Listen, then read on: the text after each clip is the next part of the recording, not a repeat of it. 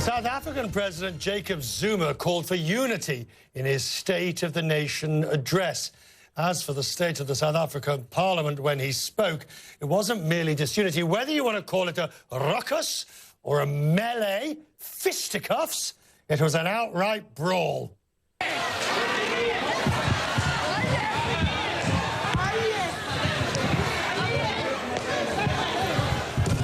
Most disagreeable.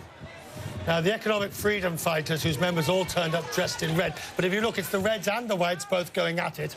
They were ejected from Parliament after interrupting the President's speech in protest. Good Lord, look at it. Nothing being ejected, I think. Anyway, the scuffles continued outside, where this time the protesters were clashing with riot police, who had perhaps a little more equipped to deal with it than the members of Parliament. CNN Money's Africa correspondent Eleni Giakos is in Johannesburg. Eleni, in previous years, Zuma's speech has been interrupted, so it's not like it's the first time this has happened. What led it to disintegrate into fisticuffs? Yeah, I mean, it was an hour and a half, Richard, of intense debate. And the debate kind of went around the fact that the economic freedom fighters are saying that President Jacob Zuma is an illegitimate president, that he's a constitutional delinquent. And it kind of falls in the whole conversation about this cloud of corruption that surrounds Jacob Zuma. You'll remember that he survived many motions of no confidence over the past year. He's been connected and, of course, allegations of corrupt activities with the high-profile Gupta family. There's so many things that have come out over the past few years, and this is why the opposition is pushing so hard. And it's not just the men and women in those red outfits that you saw that were violently removed, but other opposition parties also chimed in, and the official opposition party, the Democratic Alliance, eventually walked out because it just got so violent. I mean, punches were being thrown, insults were being hurled.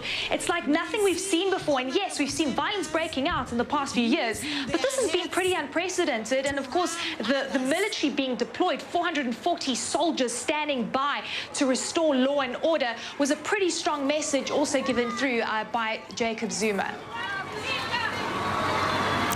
I've got some bad news, though, Eleni. As long as the president has his majority of the ANC in Parliament, they can throw as many punches as they like. It's not going to make any difference.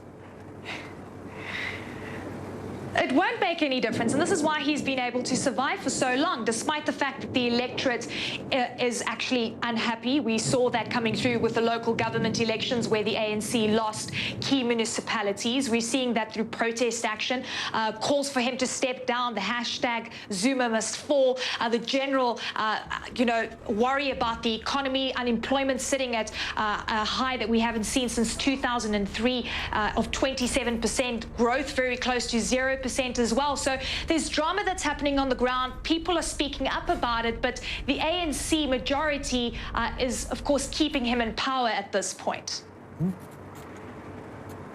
All right, Eleni Giakos in Johannesburg for us tonight. Thank you.